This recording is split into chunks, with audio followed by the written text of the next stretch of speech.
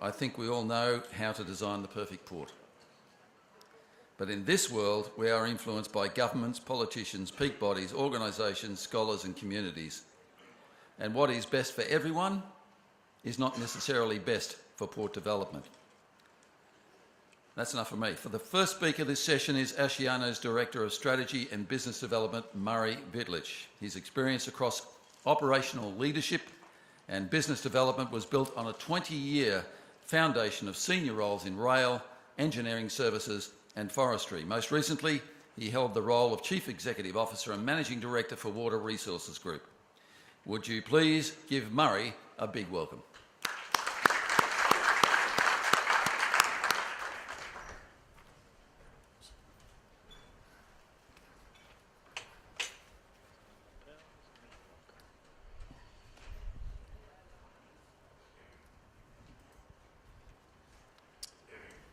Okay, thank you for the introduction. Glad to be here this afternoon.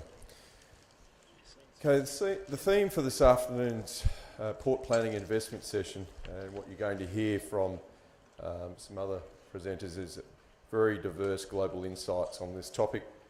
And as many of you may be aware, Asciano is a leading operator of major port infrastructure across Australia. So the focus of my remarks today is to share with you some of the unique aspects and challenges of Australian ports. I'll also discuss some of the things that we believe we can do to address these challenges in Australia. Let's see if we can get the technology to work here. There we go. A little bit of background about Asciano, and not a company advert, I promise, but we're not necessarily a household name that everyone will be familiar with, and in particular, not necessarily on a global scale. So, what role do we play in the Australia's logistics supply chain? Well, as you can see on the screen, we're a pretty diversified company with operations across coal, container ports, intermodal rail, bulk ports, general stevedoring, forestry, automotive handling, and other heavy supply chain activities. We operate in over 150 locations across Australia and New Zealand, including 33 bulk port operations, plus of course Australia's 4 main terminal operations. And we have extensive rail infrastructure servicing regional coal, bulk and agricultural haulage, as well as the intermodal container terminal transport. Our group employs over 10,000 employees, and last year we turned over almost $4 billion in revenue. To illustrate just how significant our contribution to the Australian logistics supply chain is, in our networks we carry approximately 43% of Australia's coal exports, 70% of Australia's rail freight, 50% of container imports and exports across the wharves, 54% of all new car imports, and 95% of the steel transported domestically by rail around Australia. We certainly do not claim to have any proprietary knowledge or special insight not available to others, but our scale and depth of presence across so many aspects of Australia's logistics activities means that we have a unique insight into Australian ports, planning and investment. As I said earlier, I wanted to use this time today to present a case study of Australia's logistics supply chain and to highlight some of the issues that we see and discuss what can be done to address these issues.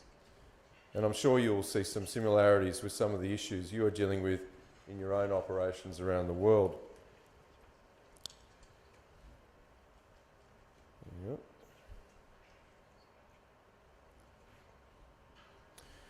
So in today's session, I'll touch on 3 things. Firstly, I want to raise and discuss some of the unique logistic challenges we're presented with here in Australia, and as a result, our geography, our ports ownership structure, and our regulatory regime. Secondly, I'll discuss some of the recent investment that has been made in our ports and some of the improvements we've seen in the productivity and efficiency of our ports.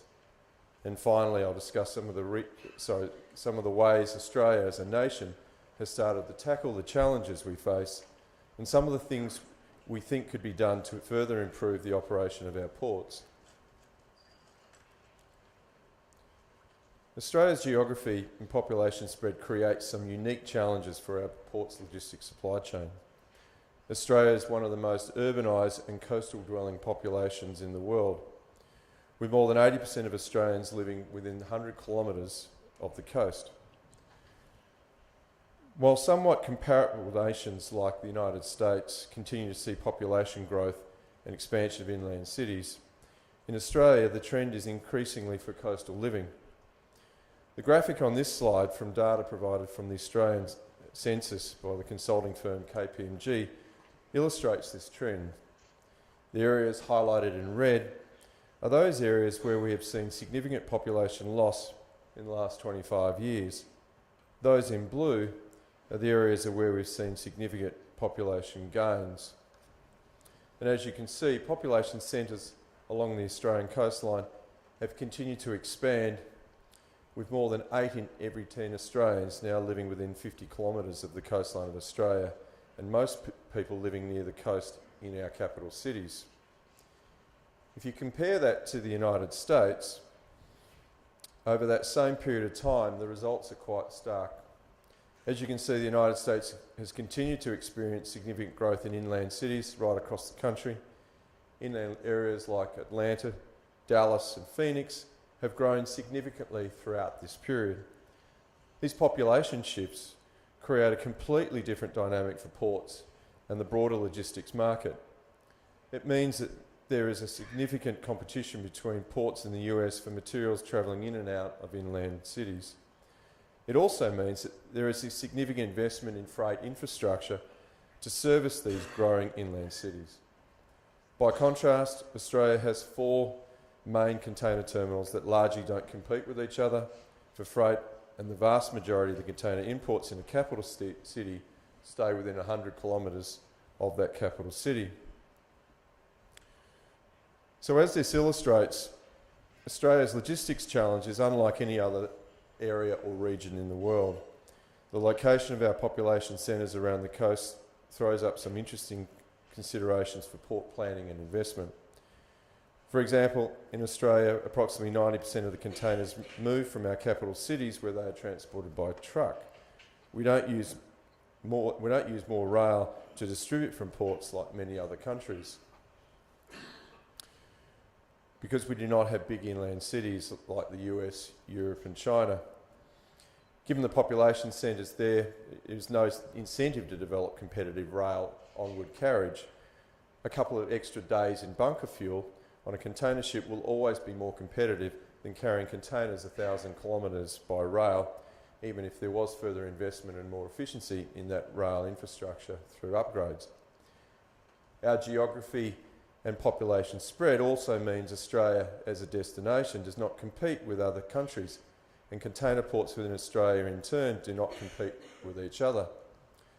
As I said previously, between 80 to 90% of goods unloaded here in Sydney, for example, stay within a 45-kilometre radius of the port. That means that our ports are all effectively monopolies.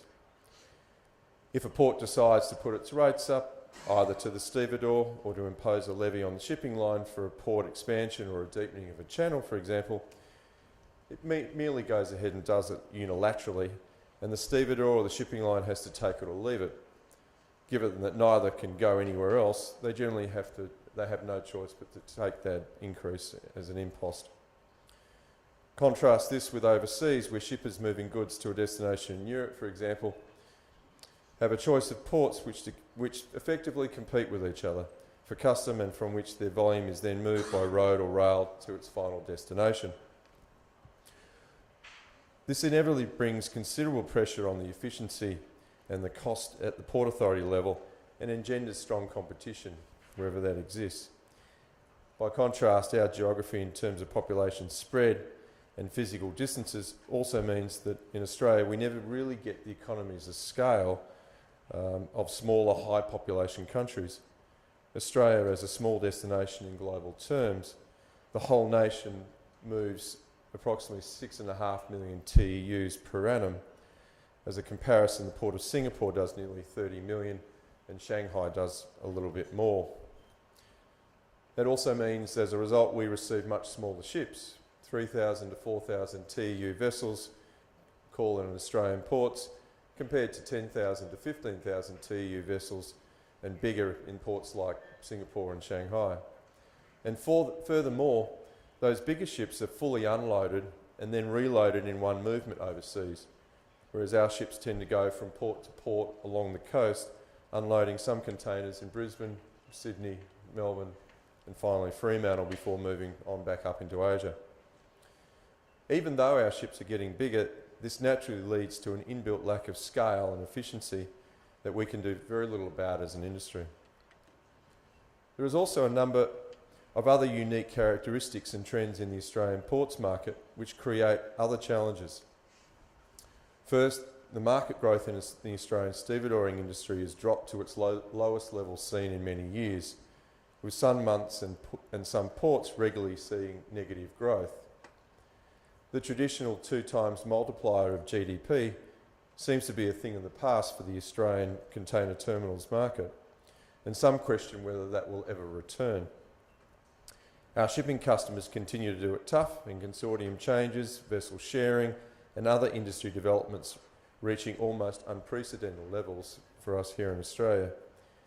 Yet, as I will talk about later, there is a very significant capital investment being undertaken as we speak.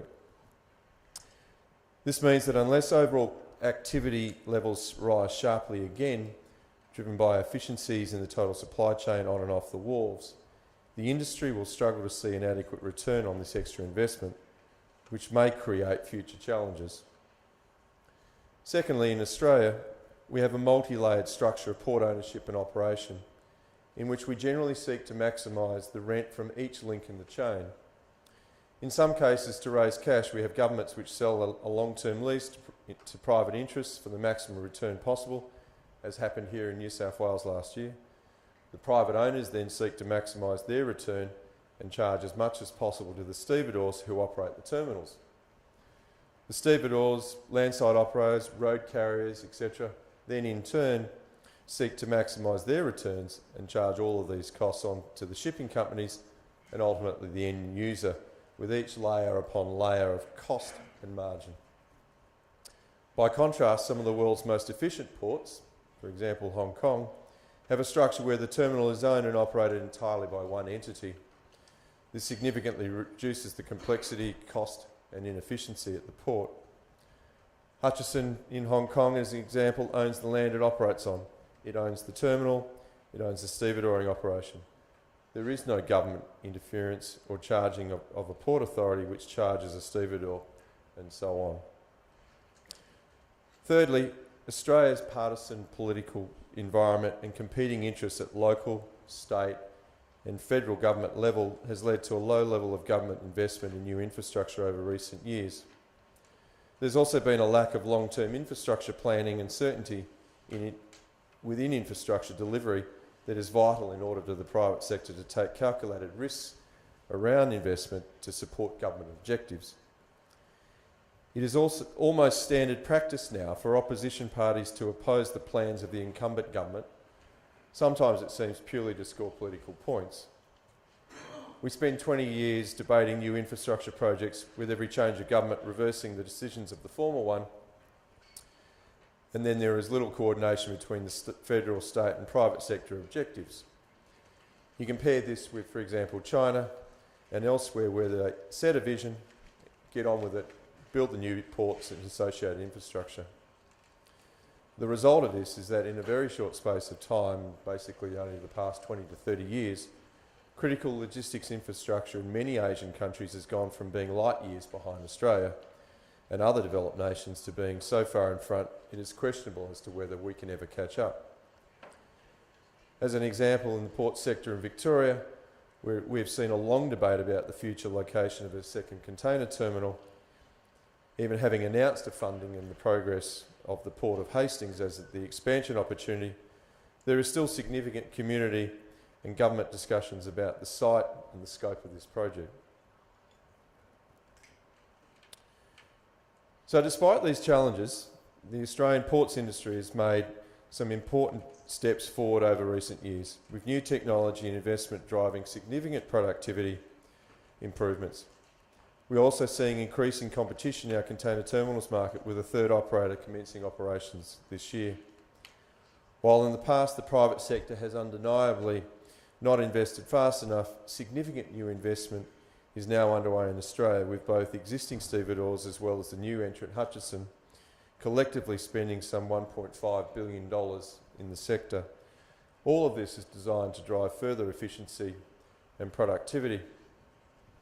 As you heard from Alistair Field earlier, at Asciano we are undertaking a significant transformation through capital investment to improve productivity and customer focus and deliver a far better service in the future at a competitive cost. Our $348 million Port Botany redevelopment project here in Sydney will see the introduction of the state-of-the-art automated terminal handling technology, and together with the investment from the other two stevedores, this will see Australia's wharves achieve levels of efficiency that have not been seen in this country for many years, and will start to make us truly competitive on a world stage. These improvements are illustrated by the Australian Competition and Consumer Commission's report, which was released late last year. And since 1998, stevedoring costs in Australia have fallen 44%, with the average prices falling by 37%. Productivity has also improved, with cranes moving 29.2 containers per hour in 2012 and 13, compared with 19.6 moves in 98 to 99. And I'm pleased to say that in our Patrick container business, service performance continues to be at near all-time highs. For this reason, it could perhaps be said that the greatest supply chain challenges in Australia's ports network is no longer on the wharves, but more broadly in improving the efficient movement of goods to and from our ports. Some of the areas for consideration include the further integration of the landside logistics component of our ports, including container handling, storage and delivery to the end user, and the return of empty containers to the wharf. Another issue in the port supply chain currently being examined is the use of rail shuttles between ports and intermodal terminals. These projects are getting increasing attention given the traffic congestion in Australia and some of our major cities, with over 86% of the shipping containers going to and from Port Botany here in New South Wales moving by road, a figure which is totally unsustainable going forward in the future, with Sydney rated as the seventh worst city for road congestion in the Western world. The New South Wales government's goal of increasing movements of rail-borne container traffic from Port Botany to 28% of the total movements will result in a new focus on rail as a mode of transport to and from our biggest port here. However, the economic viability of these port shuttle projects is still the biggest barrier to further development. So we can... Hang on.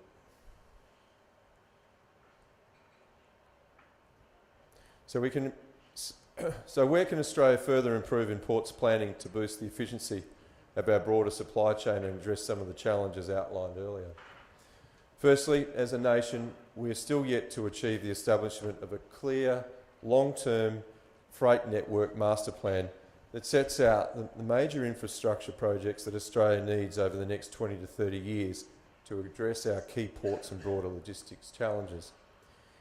It is our belief that we need this plan to ensure we set a clear pathway towards an efficient, productive and integrated national freight network.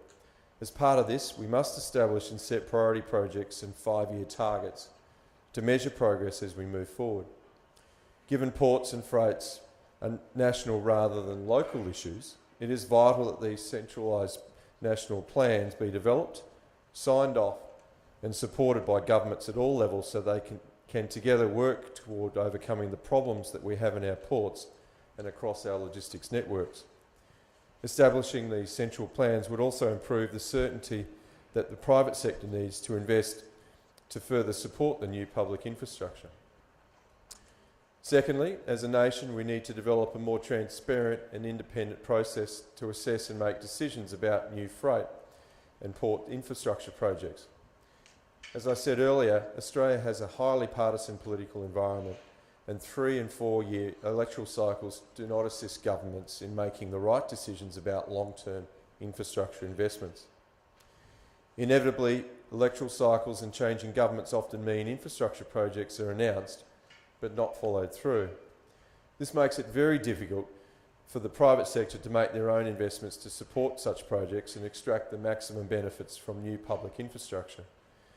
For this reason, we think that the role of Infrastructure Australia, which was created by the Australian Federal Government to advise on current and future infrastructure needs, should be strengthened to encompass binding review and prioritisation of ports and freight infrastructure projects. Infrastructure Australia should be positioned as the Productivity Commission and the Reserve Bank all wrapped up into one.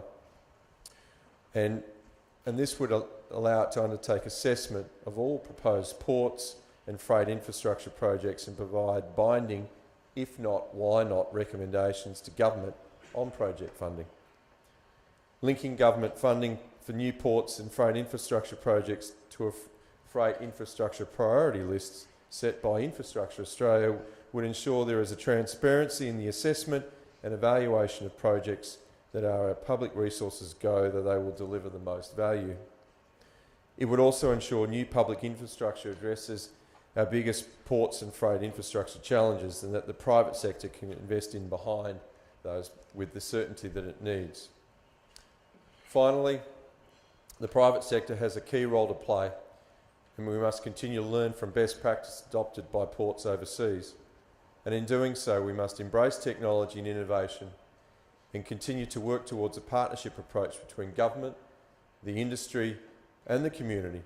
And this will definitely deliver enhanced efficiency and improved port linkages as we look forward into the future. Thank you.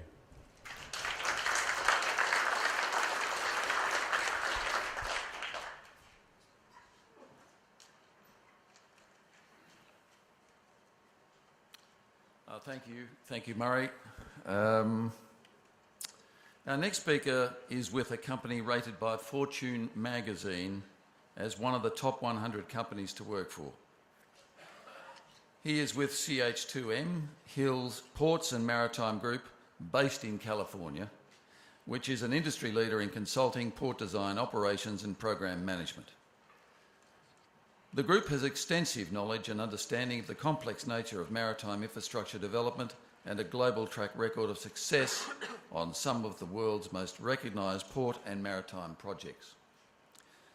Milind Desai is project manager for the new state-of-the-art Trapac automated terminal in Port of Los Angeles. This terminal will be the first of its type on the US West Coast and one of the first in the world to employ automated shuttle carriers as horizontal transport in conjunction with automated stacking crane blocks. I'd like you all to please welcome Milind Desai.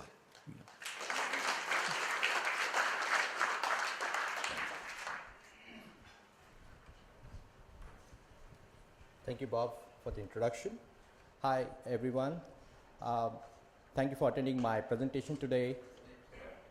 Oh, okay. I thought this was working, but hi, everyone. Thank you for attending my presentation today. My name is Milind Desai. I'm a project manager with CH2M Hill. I'm based in Los Angeles. CH2M Hill is the design consultant for Port of Los Angeles. Port of Los Angeles is redeveloping 80 hectares of existing Trapac terminal into state-of-the-art automated terminal. We are excited because this is going to be the first fully automated terminal on the west coast of the United States. And also, this will be one of the first terminal in the world which will deploy automated shuttle carriers in conjunction with automated stacking crane blocks. Today, my topic is automation of Trapac terminal at Port of Los Angeles.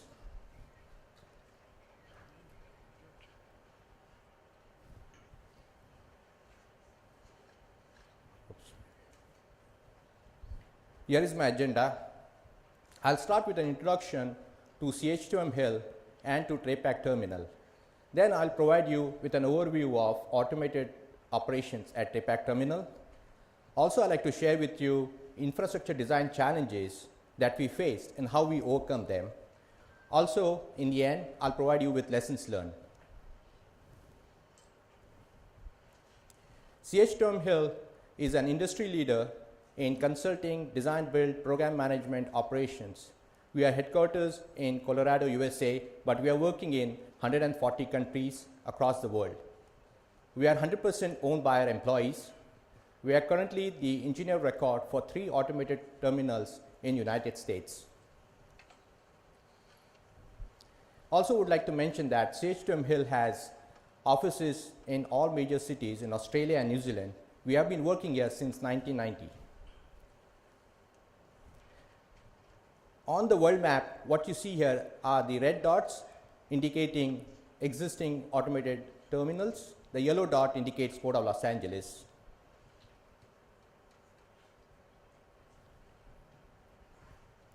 Here is an aerial view of Port of Los Angeles, which is the premium port and the largest port in the United States. The star indicates the location of Trapac terminal. Here is a close-up view of Trapac terminal berth 140 to 147. The green color indicates the automated area, which is completely fenced off from humans by fences and gates with RFID access cards. The arrow indicates the truck route to the landside area. Now, why automate? Automation provides efficiency, reliability, and safety. Also, it maximizes utilization of yard capacity. Automated stacking cranes are electrically powered and minimizes impact on environment. Also, it helps cargo terminals remain competitive.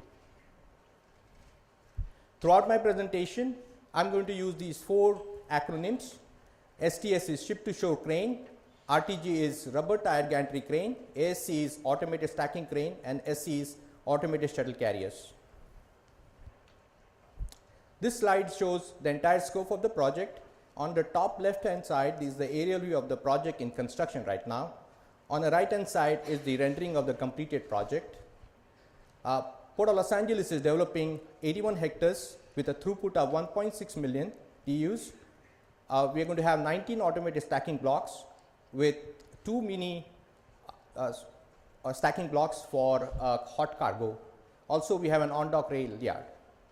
Total equipment includes 39 8-wide ASCs, 1 10-wide ASC, 17 automated shuttle carrier, and 2 ARMGs for the rail yard. Now I'm going to show you a typical non-automated RTG operation. So I can compare this with an automated operation. As soon as the vessel arrives at the berth, the STS operator unloads the container onto the truck chassis. The truck driver then delivers the container to the RTG block. For delivery, the RTG operator retrieves the container and places it onto the truck for delivery. The whole operation is with manned equipment. Next, I'm going to show you automated operation very diagrammatically. Pay attention to the very top corner, starting with waterside operation. That's a very key component of automation. Then the stacking operation, and then you have the landside operation. On the elevation view below, the blue color indicates manual operation, and the red color indicates automated operations. While the vessel is at berth, the STS crane drops the container onto the apron area, where it is picked by the automated shuttle carrier and delivered to the waterside transfer area of the AC block. The waterside crane, or the AC waterside, comes and picks the container and places it in the stacking block for storage.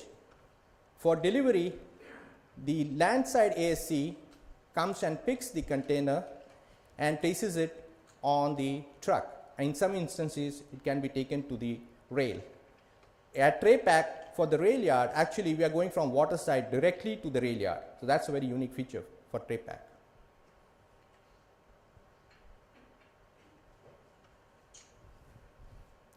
Now I'm going to show you the key equipment that Trapac is using. What you see on the screen is the automated stacking cranes currently constructed at the mini blocks at Trapac. These have a stacking ability of 1/5. They are electrically powered and mounted on rail. These are the automated shuttle carriers at Trapac. They are fully autonomous and they have a stacking ability of 1/2 high. When compared to other automated terminals in the world, these are the unique features at Trapac. We have fully automated both waterside and landside block operation. Also, we have shuttle carriers deployed in conjunction with automated stacking cranes. Our containers are transferred directly from waterside to on-dock rail yard. These are the containers that move out of California. Also, we have 2 mini AC blocks for hot cargo that requires immediate delivery. Also, our shuttle carriers uses magnets in the pavement for precise navigation. Next, I'm going to show you an animation that depicts the Trapac automated operation.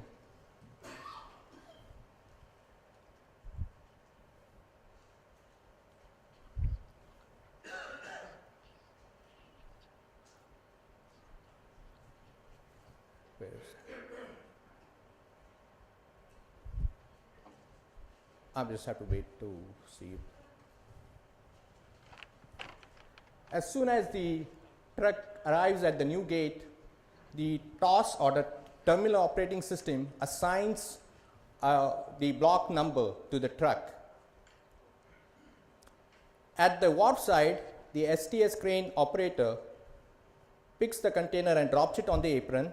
The shuttle carriers arrive there to pick the container and then deliver it either to the waterside transfer area of the AC block or to the on-dock rail yard.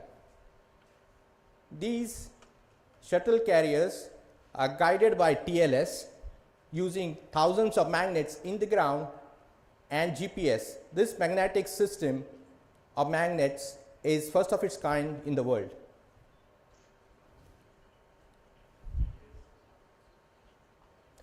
At the water transferred area, the waterside AC comes, picks the container and places it in the storage.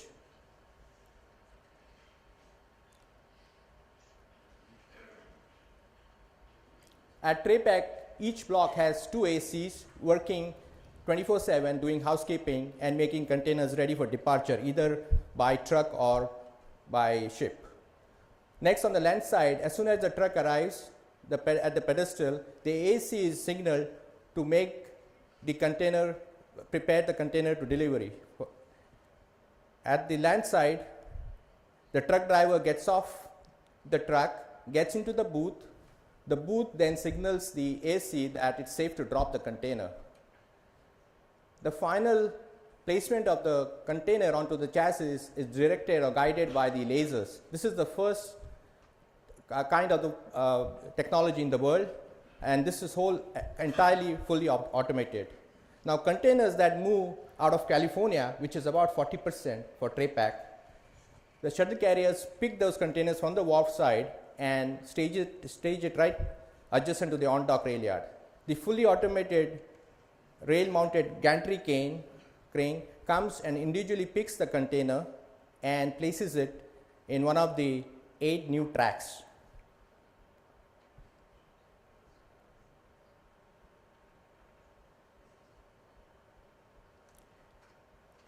Now you'll see the train on its way via Alameda Corridor, which is a 20-mile express freight railway which connects Port of Los Angeles and Port of Long Beach to the national network.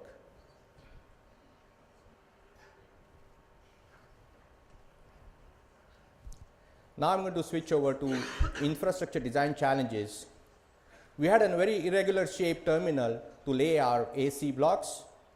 We had to integrate our crane equipment, operations, serving utilities, and infrastructure right from the beginning. This is an existing terminal, so we had to maintain the shipping operation at all times during construction. Also, we were dealing with hundreds of underground utilities and chemical impacted soil.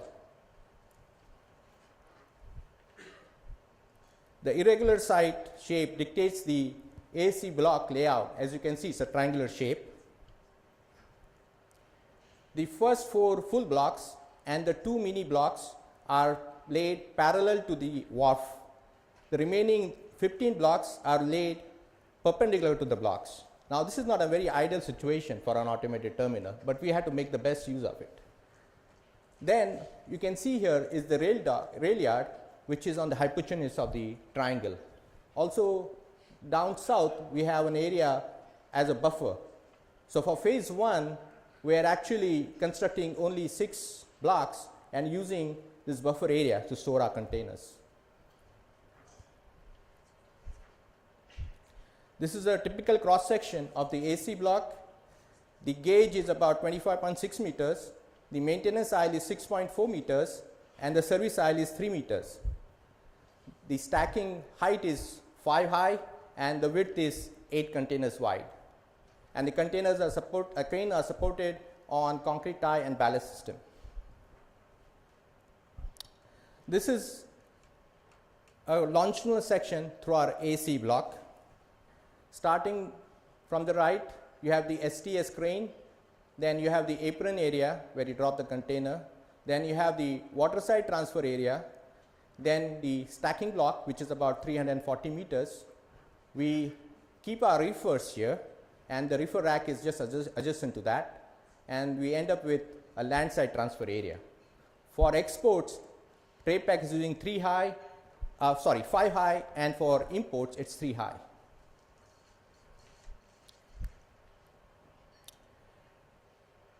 Typically, first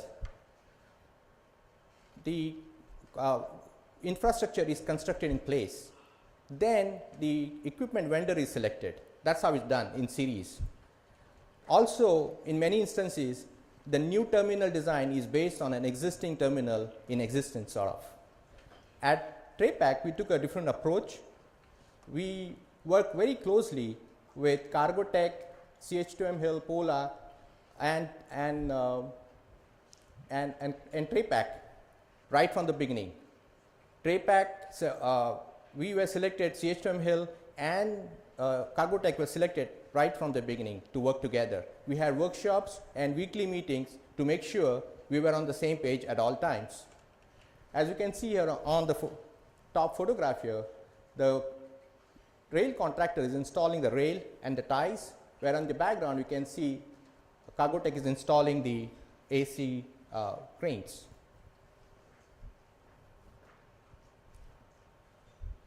Also, I mentioned that this is an existing terminal and we had to keep the shipping operations going. To make this happen, we had to work very closely with Trapac staff to come up with a phasing plan shown here on the left that meets the shipping operation, it keeps it going, and also keeps the pace of construction going. On the right hand side, you can see the AC block being constructed, and background you can see the STS crane in operation. Same thing in the bottom, you can see the construction and shipping activities going simultaneously. Crane, rail and crane foundation selection was a very important component of this project. So Cargotec requires us to use AS86, which is a European based section. So we tried to compare them. If you noticed, for American 171 pound per yard section, they have a sloping sides here, whereas European has a flat, and this is the main difference between these two. Otherwise, they have the same shape and dimensions. On the right hand side, you can see the AC crane wheel has no flanges. Actually, they are laterally held together by these guide rollers on both sides. For that reason, for the guide rollers need to rub on this flat surface, so we selected European AS86, and we had to import this from Europe.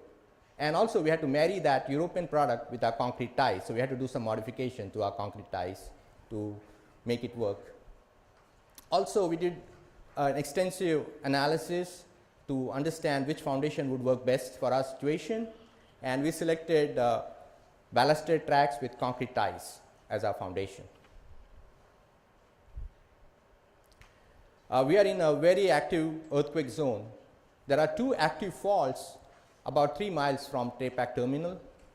So for our liquefaction induced settlements, we assume a peak ground acceleration of 0.52 g and a moment magnitude of 7 to come up with the settlements. As you know, the crane is not held at the rail, it can rock during an earthquake. So we did a tipping analysis to determine the maximum vertical load and the lateral load shown on the right hand side.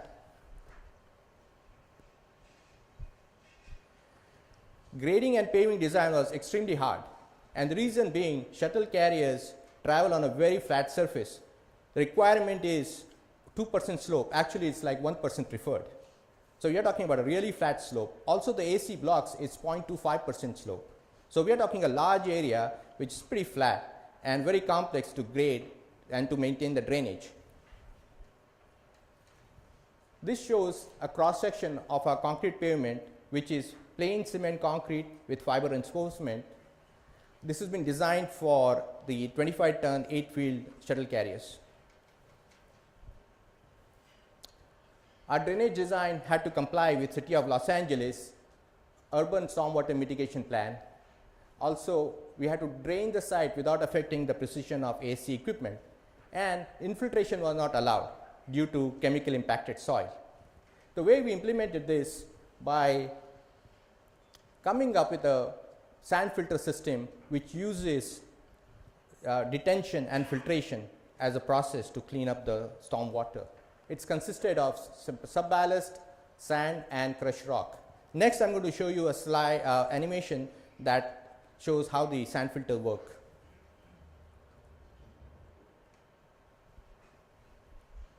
Oops.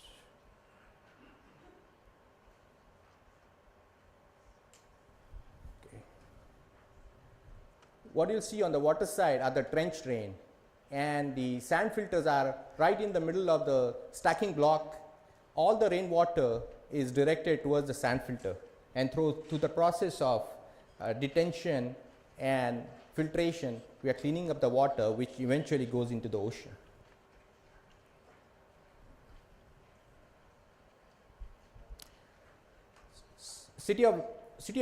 Fire department with City of Los Angeles had great concerns about fighting fires within the AC blocks and how do they go in there. And also they had concerns about leaking hazardous containers. To meet their requirements, we came up with maintenance aisles, which are pretty narrow actually, for emergency vehicles. We provided them with standpipes along the maintenance aisles with outlets at every 46 meters. We have heat sensor cameras, and also for hazardous container inspection, we created special airlocks areas where the shuttle carriers could bring those containers and have them inspected.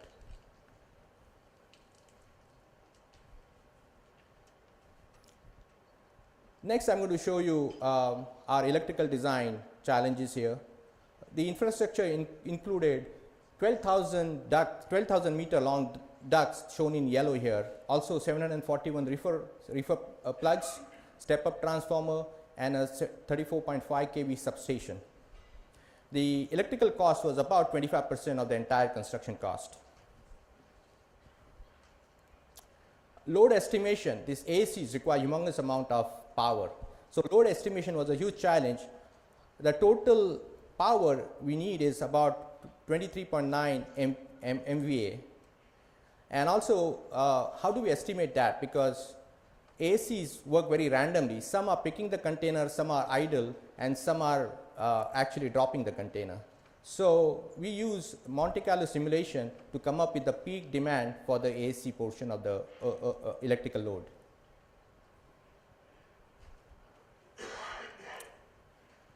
On the left hand side is the photograph that shows hundreds of ducts that run along the maintenance aisles. Actually, what is not shown is there are other utilities that are crisscrossing underneath, including water lines and oil lines and many others. The big challenge is the AC foundation, the crane foundation is on either side. There's hardly any room between them. So it's a huge challenge to put this at the correct locations. What we find with the contractors are they're not used to that precision when it comes to utilities. They just like to place wherever they can, and this 5 inches is okay for them. But in this case, it's not. If you go move a little bit 5 inches this way or that way, you're going to conflict with the crane foundation or any other utilities. So that was a huge challenge. Also, you can see here the electrical stubs coming out for a 500 MV transformer next to the reefer racks. Again, these stubs have to be exactly where they are, because the container is going to come here and it needs to have proper clearance to the ACs when they're running. Also, it's important to have a naming convention agreed upon between the owner, operator, and the crane manufacturer. Also, each conduit should be tagged correctly in the field. I mentioned that it's really a tight space for electrical equipment. So we came up with a solution here. This is the 500 MV transformer dedicated for reefers. We placed it in a specially designed container. This container actually supports 3 high reefers on top and is seismically designed to hold the load. In conclusions, lessons learned. Automation is a paradigm shift in terminal container design. There is no such thing as standard design. Everything is based on operation needs and how far you want to do your automation. Also, it's important to have crane equipment operation, infrastructure design all integrated right from the beginning of your project.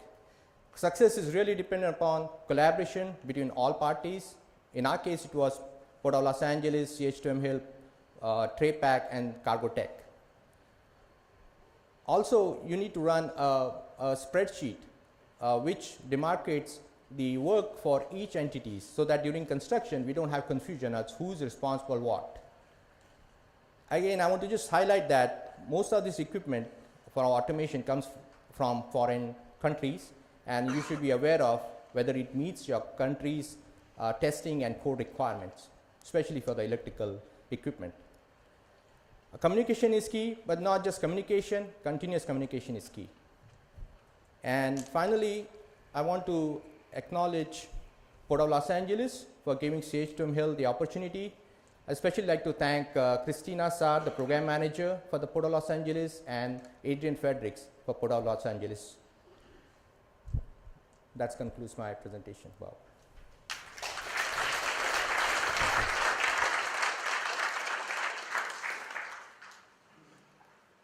Thank you, Milind. When we in the ports and maritime business want independent research data, we have a number of resources. But one of the most reliable would have to be Drury Maritime Research, based in London. It has been serving our industry for more than 40 years and has worked with over 3,000 clients in more than 100 countries. The focus of this conference is automation, ship size and port planning. And to give us an insight on where all this is going to be headed, Drury has sent one of their senior analysts to present here today. He has spoken at more than 80 conferences and seminars worldwide and is the media's go-to guy, regularly giving expert opinion on radio, TV and in newspapers. He has been with Drury for 17 years and founded the company's ports consultancy. Please welcome Neil Davidson.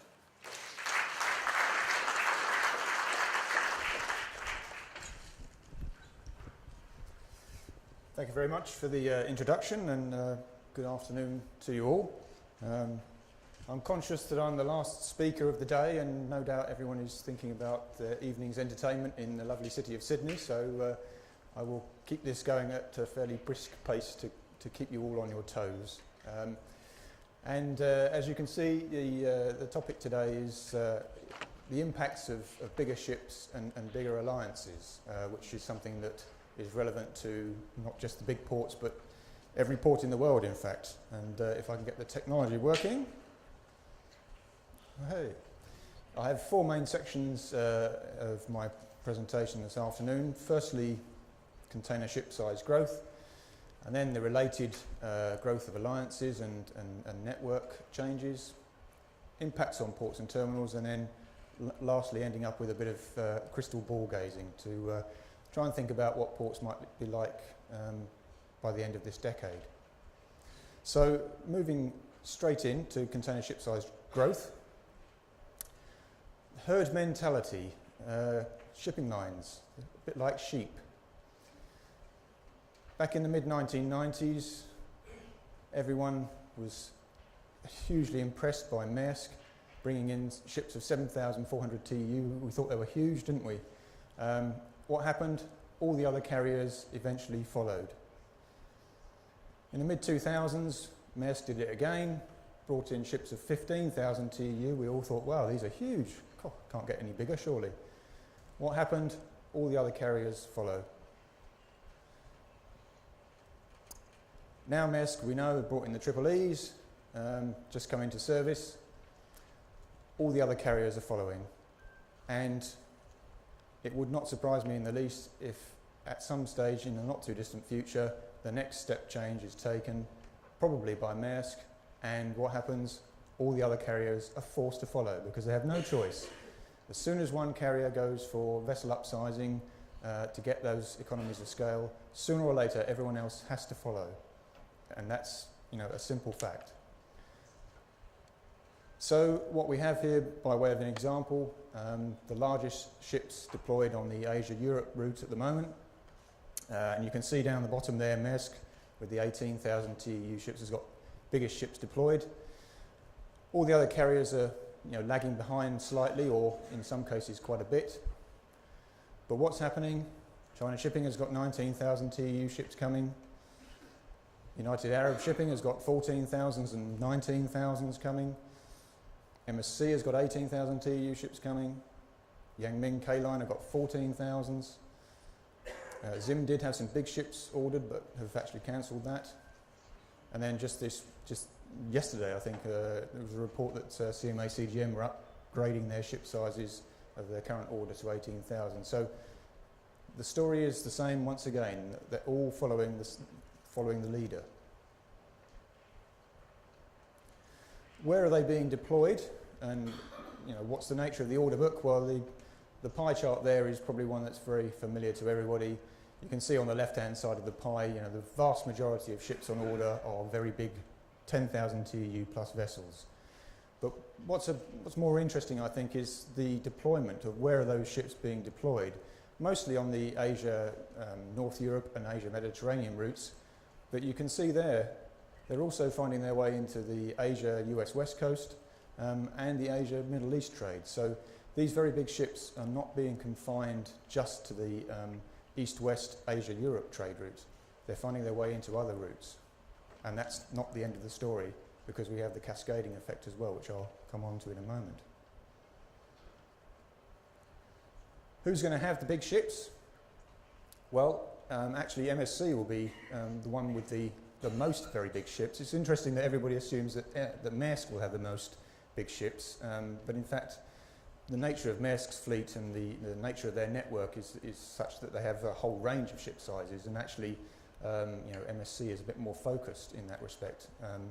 But probably more of interest is the individual carriers there who have very big ships. The likes of China Shipping, United Arab Shipping, Evergreen was you know, noteworthy in this respect. But what has happened is, of course, these big independent carriers with very big ships are having to find a place in an alliance. They're having to join an alliance as a means of filling those ships. And of course, as I mentioned just now, cascading is the story of the day, really. With all these very big ships coming into the Asia-Europe trade in the main, there's a huge cascade effect going on into all other trade routes. So the 18,000 TEU ships are putting very significant pressures on the Asia-Europe ports in terms of their requirements for bigger cranes, longer berths, deeper berths. But the cascading effect is pushing implications onto every port, because it's cascading bigger ports down all the routes, north-south, reaching just about everywhere. So the implications of big ships are not restricted just to Asia-Europe. It's a worldwide implication. So, by way of an example, you can see there, these are the biggest ships deployed as of January this year on these trade routes. 18,000 TEU ships on Asia, North Europe. But if you just look through that list, the size of some of the ships on some of these other trade routes, you know, the US West Coast seeing ships of 14,000 TEU, even the South American trades seeing ships of nearly 10,000 TEU, and in South Africa seeing ships of 12,000 TEU. So these are way, way bigger than has ever been seen before because of the cascading effect. Ships being pushed out, they have to go somewhere.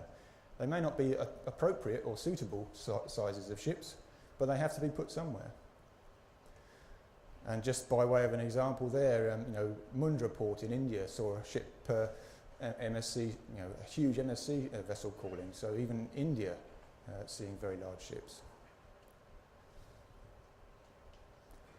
So what it means is bigger ships on Asia North Europe means more cascading onto other trade routes. That means more alliances on other trade routes. So the G6 alliance, which was restricted just to Asia, Europe, has now expanded into the Trans-Pacific and Transatlantic. So the alliance, there's a cascading of alliances as well, really, as well as ships. And there's port and terminal choice shake-ups as a result of all of this. And probably the most telling statistic in this respect is there's over 100 vessels of 7,000 to 10,000 TEU deployed on the Asia North Europe route at the moment, and they will all need to be cascaded somewhere else because of the new ships coming in. So there's over 100 very large ships that will have to find another home, another route, by the end of 2016. So there will be continued shake-up of ship sizes and a consequential impact in terms of vessel sharing arrangements and alliances on all trade routes. So no one is safe, no one is immune from this.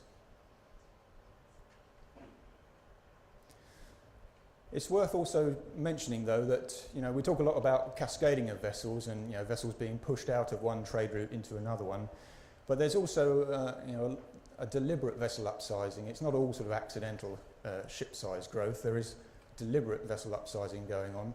Of course, the 18,000 TEU ships from Maersk Line on the Asia-Europe trade route is a deliberate move.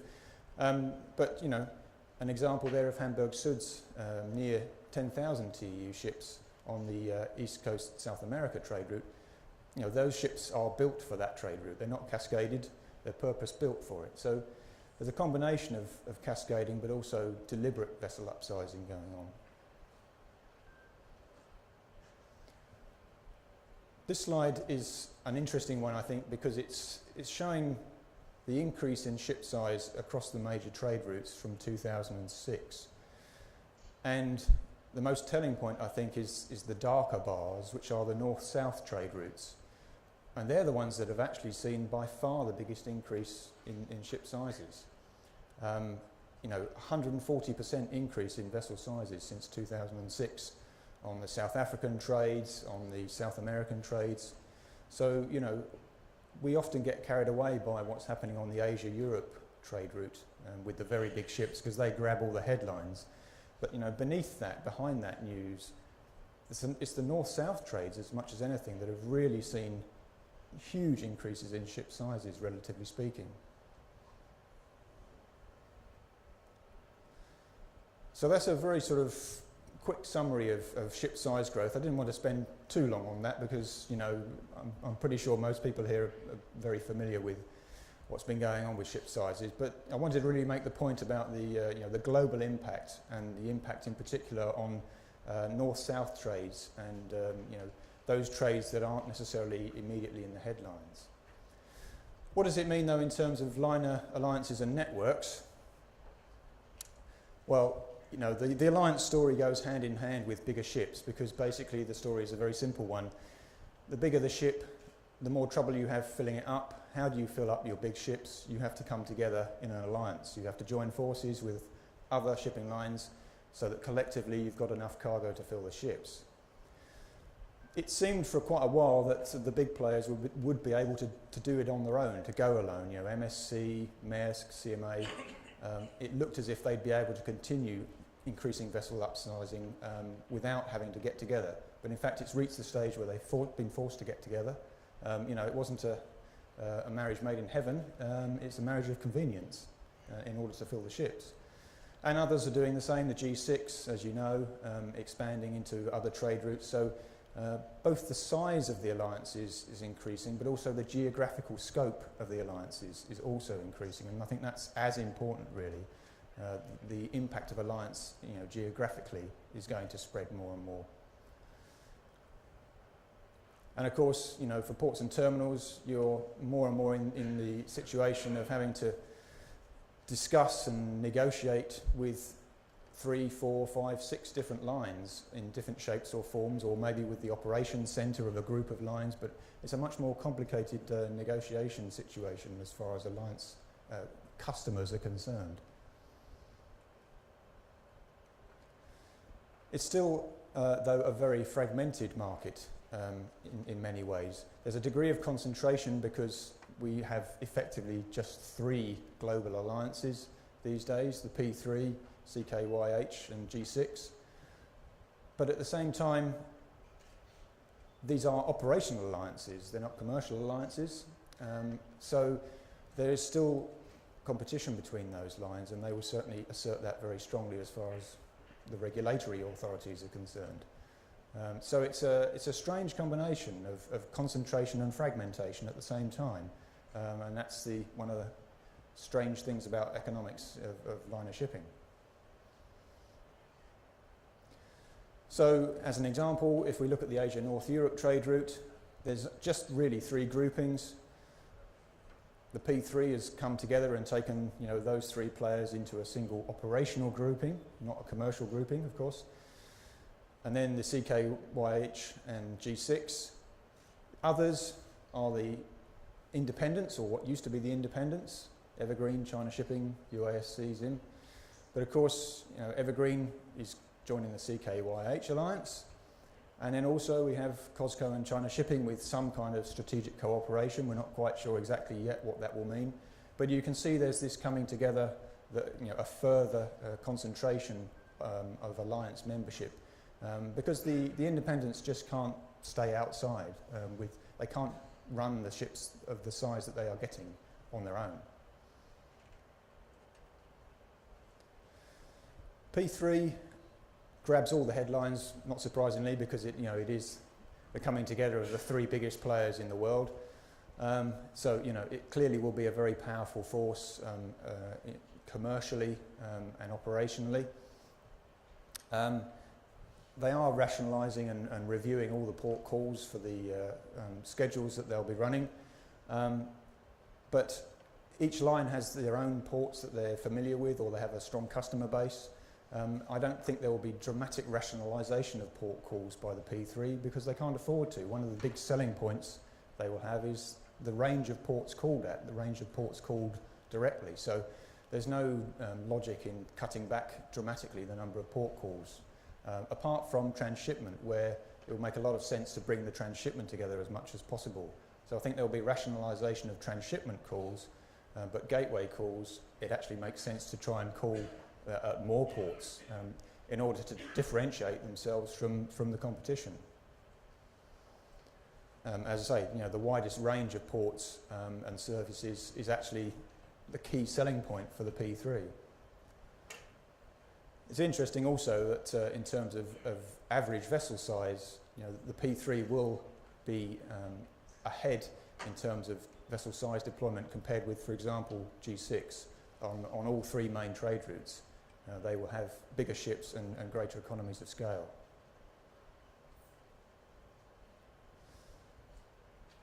Where they will call is an interesting subject that we get asked about quite a lot. You know, how does the P3 choose its ports of call? And I think it's a really complicated and not necessarily logical process. I've listed there on that circle, you know, a whole range of factors that will influence the choice of ports called at. But there's a lot of horse trading between each player, each of the 3 players, you know, give and take. So what you end up with is a collection of port calls which are influenced by a whole range of factors and isn't necessarily the choice of ports that you would make on a cold logic basis. To illustrate this, I did an analysis. You may not be able to see it particularly well, but each of the 3 players in the P3 has also got some kind of affiliation or interest with the terminal operating company. And so we looked at the ports of call that the P3 has publicised to say, well, is there any correlation with terminal ownership? You know, are they choosing the ports where they have a terminal operator or an affiliated terminal operator? And the results of the analysis really was there's no correlation at all. In some ports where all three P3 operators have got a terminal company, there's an increase in calls, or sometimes there's a decrease. It doesn't really correlate in any way with terminal ownership. So that's just clearly one factor, and there are many other factors at work that influence their choice of port. So no one operator in the P3 is able to say, well, I own terminals here, here, here, and here, so we must call, in those ports. It's not that simple. So the alliance is a huge change, I think, and a real sea change in terms of the activities of the major players, and it has not run its course yet. There is more change to come. There is more bigger groupings that will result, but also greater geographical spread of alliances in order to fill the big ships. And I don't think the port choice story is over yet as well. Although P3 has announced its port calls, I think it will take time for that to bed in, for them to see whether it really makes sense. So, there's still more change to come, I think, as a result of the alliances. Impacts on ports and terminals is probably what most people are interested in.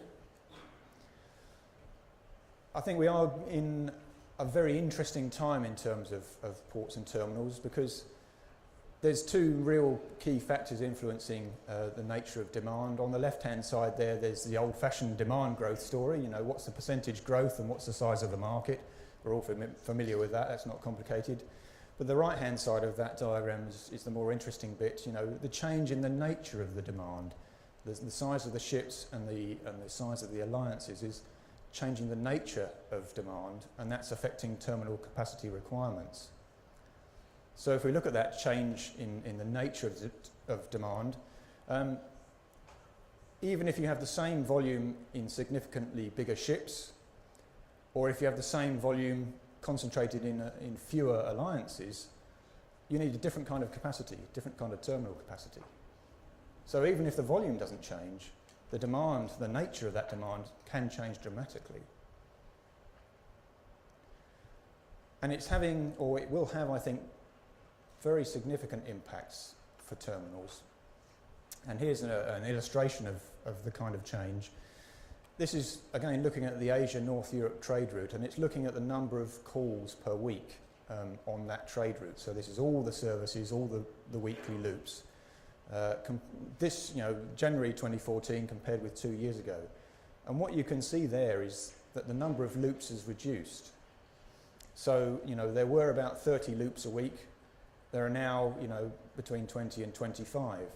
There were over 100 port calls a week. There's now about 85, 86. So there's a concentration of port calls, a reduction in the number of calls. Because the ships are getting bigger, the number of calls are going down. So you can see there, it's the same ports.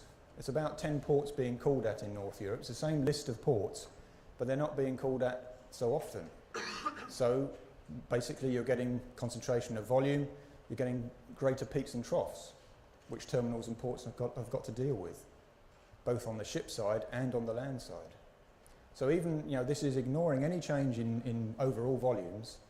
This is purely concentration of activity.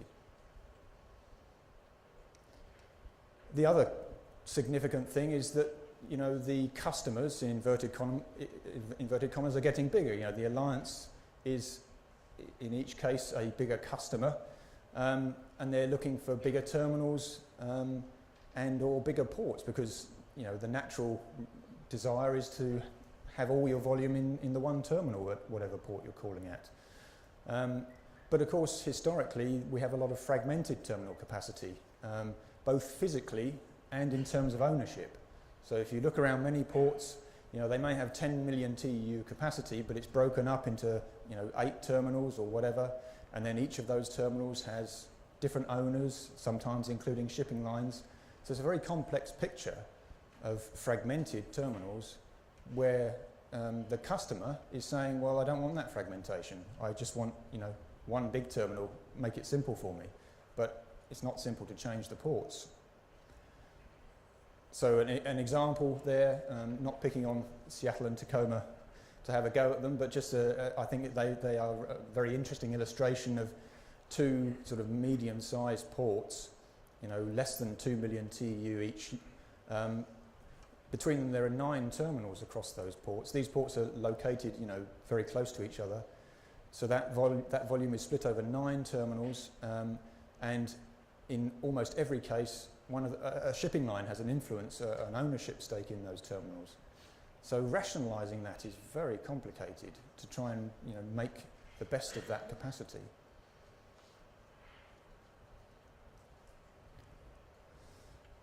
The other thing that's very important, and I'm using the UK as a case study, is that we've got to start to look at capacity in a much more granular way. It's not enough to be able to say, oh, okay, this country's got, you know, 10 million TEU of deep sea capacity.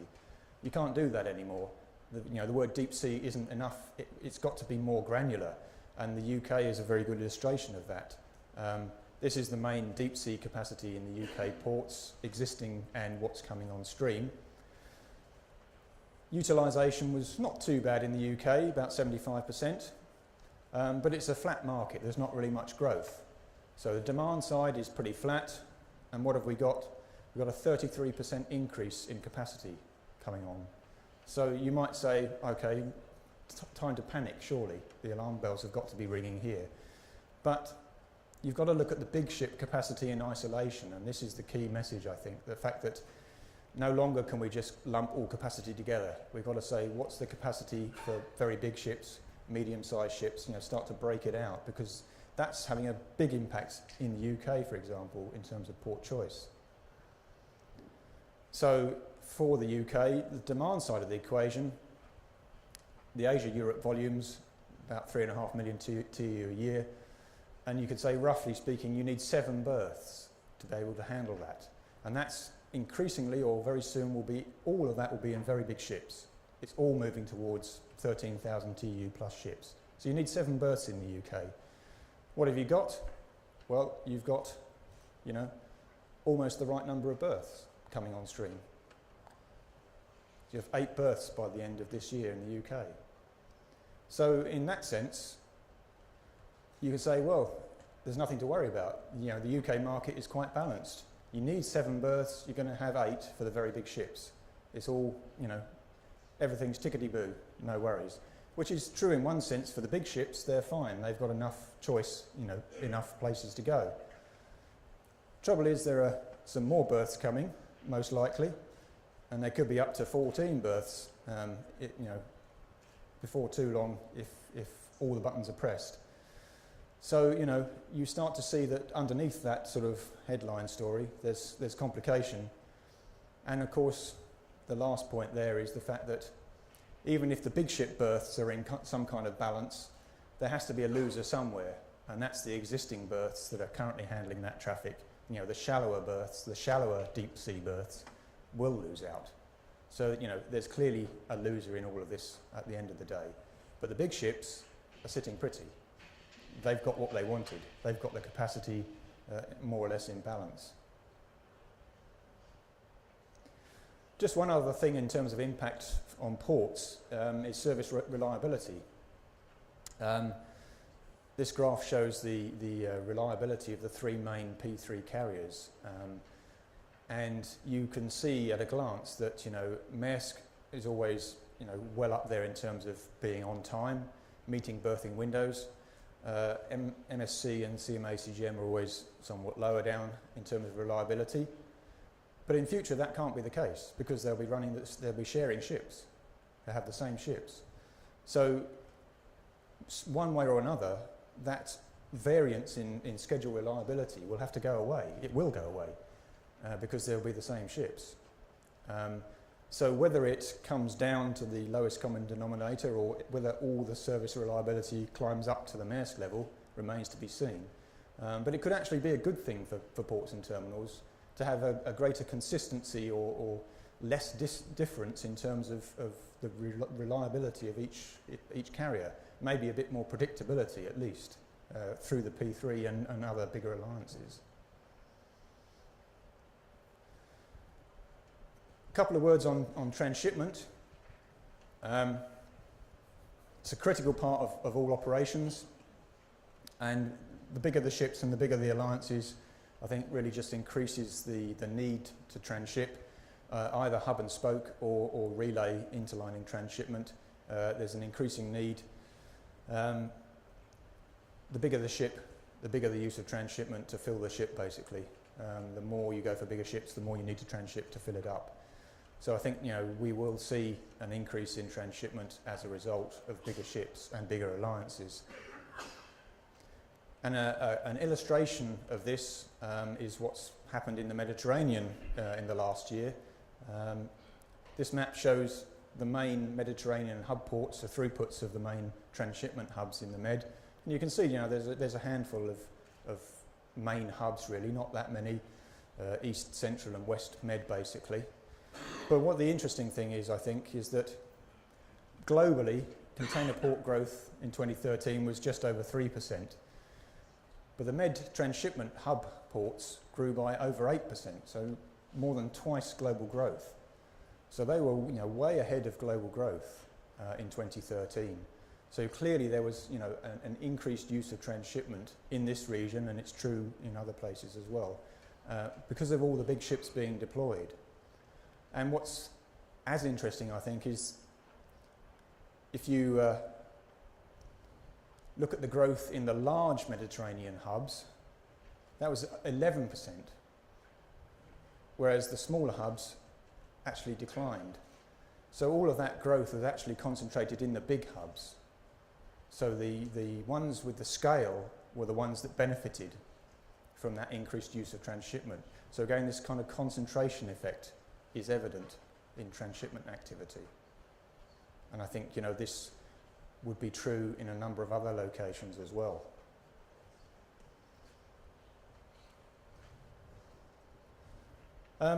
Challenge of ship size, growth of ports, I won't dwell on very long because it's all fairly predictable stuff. You know, bigger ships mean bigger cranes and deeper water, etc.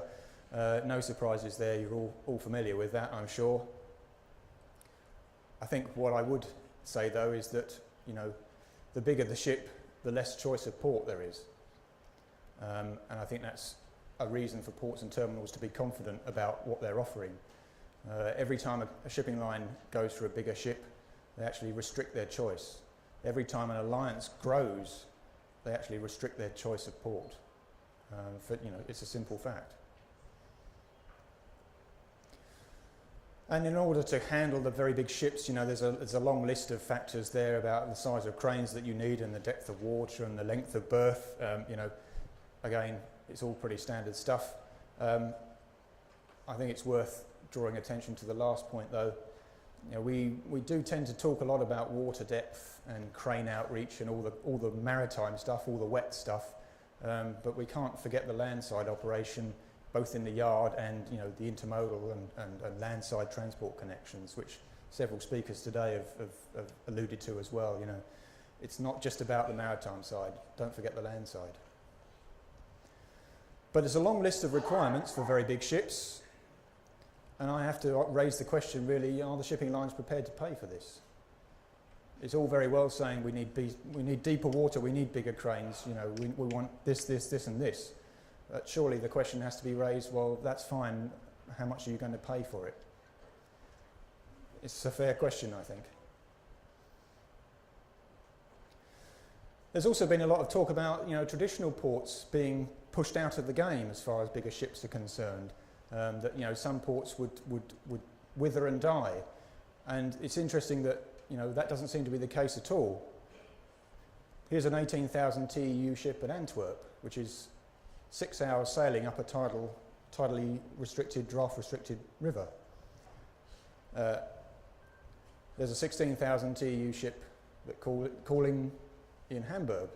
You know, again, a long river passage, tidal restrictions. You know, these ports are still in the game. These restrictions aren't stopping them from playing the game.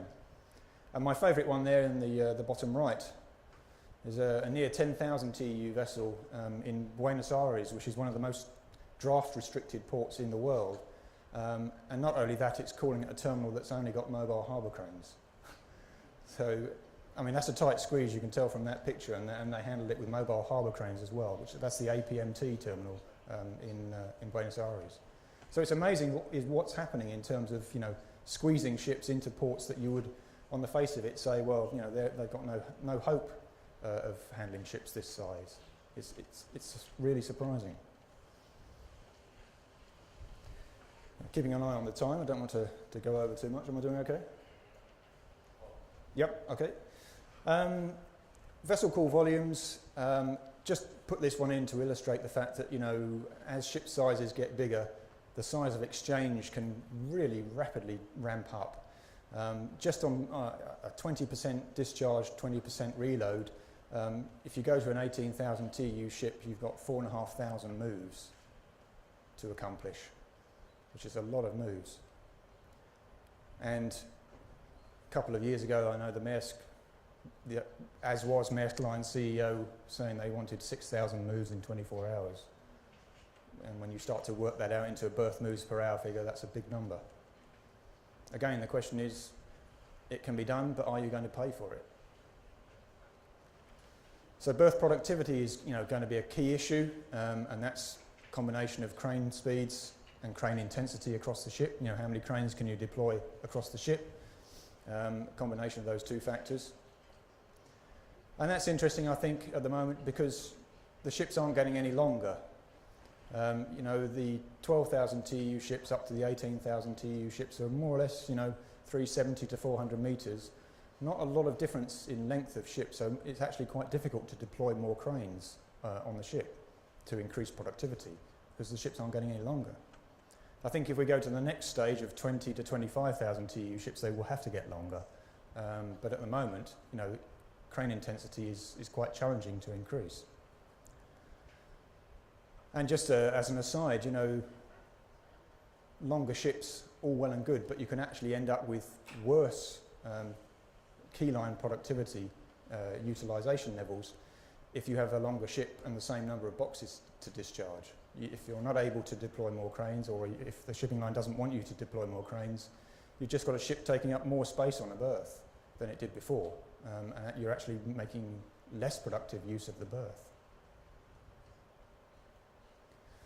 So some significant issues, I think, in terms of productivity as far as crane intensity is concerned, and that's a combination of operational factors. You know, how is the ship stowed, you know, and the size of the exchange. But I think as important are the commercial factors on the right-hand side there. It's not just an operational question, it's a commercial question. What's the speed of turnaround that the shipping line requires, and what level of productivity do they want, and are they prepared to pay for it? Productivity comes at a cost. Yes, we can put 2 more cranes on, but, you know, that's 2 more gangs. That costs money. So, just to round off, a couple of slides on crystal ball gazing to just get us to think way beyond, you know, today, tomorrow and next week. But before I do that, well, yes, what will it look like in 5 to 10 years, the container shipping and port world? Before I do that, just to put things in context, the container port industry today is a huge one, and we need to sort of keep that in mind. And as an example, you take the port of Shanghai. If that only grows at 5% per annum for the next 5 years, that's another 10 million TEU at the port of Shanghai. And 10 million TEU is the same throughput of the entire UK, or Brazil, or India. So if the port of Shanghai only grows by 5% per annum for the next 5 years, it will add a Brazil to its throughput, or an India to its throughput. And that's the kind of scale of the business these days. So yes, what will things look like in 5 to 10 years? Well, I've divided it into things I don't think will change and things I think will change. In terms of not much change, the number of empties moving around the world, it's always been pretty much about 20% of throughput. You know, ports are the only industry I know that get paid for handling air, which is a pretty impressive feat. I can't think of any others. But yeah, empties will still be there. Trade imbalances will still be there. I don't think they're going to go away. EBITDA margins for terminals, for gateway terminals, typically about 40% EBITDA margin around the world as an average. I just think, by the end of the decade, there's no reason to see that change. They'll still be making money. Transshipment terminals normally a bit lower, but it's a more footloose and price-sensitive business. But again, don't see any reason for terminals to not be making money by the end of the decade. What about big changes by 2020? The largest container ship by the end of this decade, I'd be surprised if it's 18 or 19,000 TEU. I think it will be beyond 20,000 TEU. Pretty confident of that. There'll be a lot more very big gantry cranes out there, no surprise about that. Who knows what the market share of the big four terminal operators will be by the end of the decade? I think that's impossible to forecast because, what kind of merger and acquisition activity there could be, who knows? There could be a mega merger, very, impossible to say. And how many major alliances will there be? There were 7 major groupings in 2000. There's only really 3 today. Will there perhaps only be 2 by the end of the decade? 2 major alliances? It's not inconceivable. And then lastly, the remaining big changes. World container port throughputs, 600 and something million today. It'll be about 1 billion by the end of the decade, and that's with quite modest growth rates, single-digit growth rates. So over 1 billion TEU by the end of this decade. Transshipment TEU, will be over 300 million TEU, up from 175. So, big increase in transshipment. Again, this isn't on, double-digit growth rates. This is modest growth rates. It's the sheer scale of the industry now. You don't need much of a growth rate on a big number to generate an even bigger number. Asian ports' share of world TEU, already over half of the world's containers handled in Asian ports. And I think it'll be more like 2/3 by the end of this decade. So, Asia increasingly becoming the centre of the critical mass of the world container port industry. And within that, Chinese ports will be increasingly important. Already 30% of world container throughput is handled in a Chinese port, including Hong Kong. 30%. So over 1 TEU in every 4 handled around the world is handled in a Chinese port. And that's clearly going to go up as well. So a lot of change happening, a lot of dynamism in the industry, and a lot of implications for ports and terminals, I think. So thank you very much for your attention.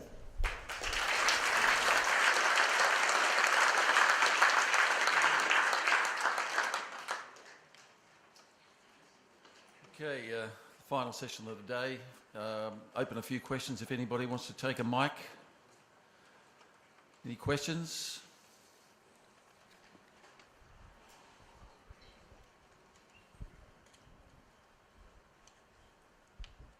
My name is Shinohara, Osaka Port Corporation. I have a question to Davidson of Drury.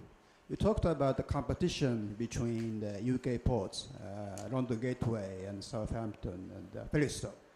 I have a question about competition between the UK ports in general and Northern European biggest 3 ports. I mean Hamburg, Antwerp, and Rotterdam. Is there any possibility for the bigger shipping lines to use as northern ports as a base port and is a feeder port service to the UK? Yes, I think that that's a subject that's cropped up quite a lot over the years, and the analysis that we've done. Can you hear me? Okay. Yep. Yeah, I got the mic. Yeah. That the UK is a big market within North Europe. So and it's also a very short deviation for the ships. So the economics are overwhelmingly in favour of mainline calls in the UK because it's only a few miles to deviate, from the English Channel, plus at least 20% of the ship is for the UK. So it makes, it doesn't make sense to feed to the southeast of the UK. Feedering from Rotterdam to say Scotland or north of England, yeah, there's some, that works and is quite common, but not for the majority of cargo. Other questions? Gentleman over here on the right. Yeah, this is just for the Los Angeles port automation. What was the total cost of that implementation, and was it within budget? Can you hear me? Yeah. I think the total project cost for all the phases about 200 plus million. And there were other improvements that I'm not including, like the grade separation. We have a bridge, and there were gates and administration building, but just the portion that I just showed you, that's about 200 million plus, approximately. Gentleman over here. Excuse me, it's Captain Silang from Sudan. You said that the shipping lines not share or the type of sharing of ports to use port, because the big ship needs a special installation, special terminal. So small ports can accommodate this kind of ship. What's the future? You don't mention that.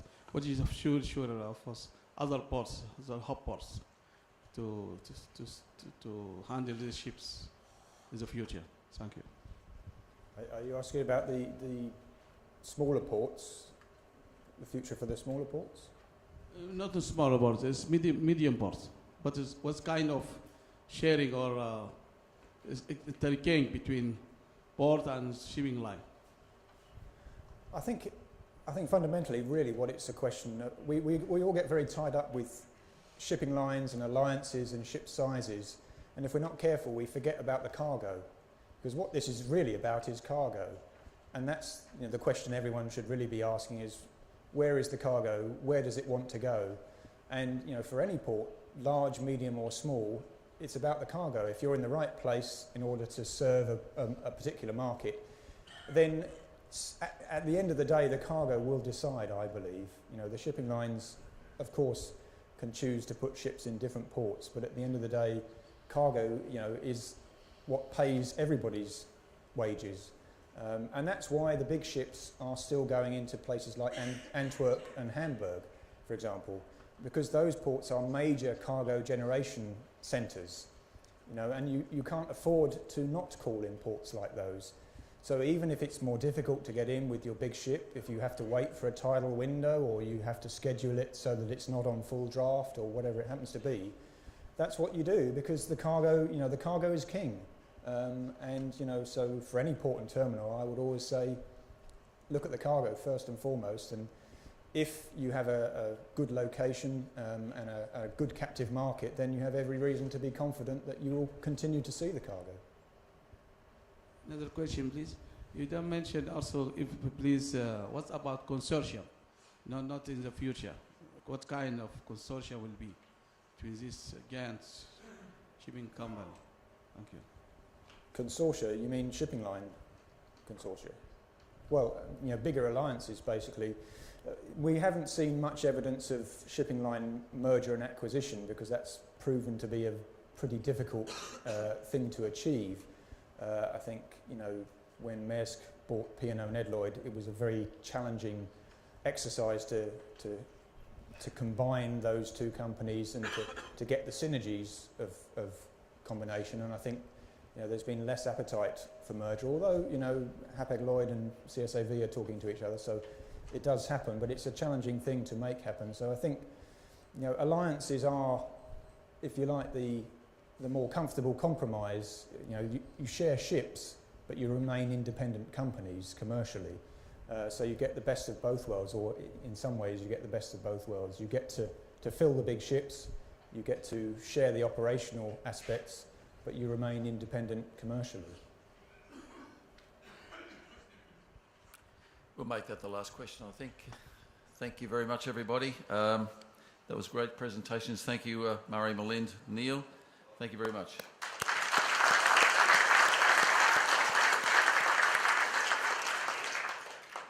Before we conclude, I'd like to remind you that we kick off early tomorrow. It's 8:30 in the morning here in the Ballroom 2 for a presentation and panel discussion on women driving success in our business.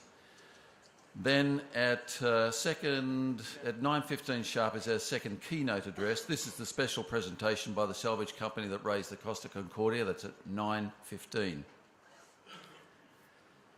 I remind you, there are no organised functions tonight. It's your opportunity to go and experience our city firsthand, unencumbered by any protocols, what have you. Just thongs, if you want to wear thongs, off you go. This hotel is right in the middle of Sydney's tourist district. Great restaurants and bars, very local, all within a few minute walk. So enjoy the evening, and we'll see you here at 8:30 tomorrow. Cheers.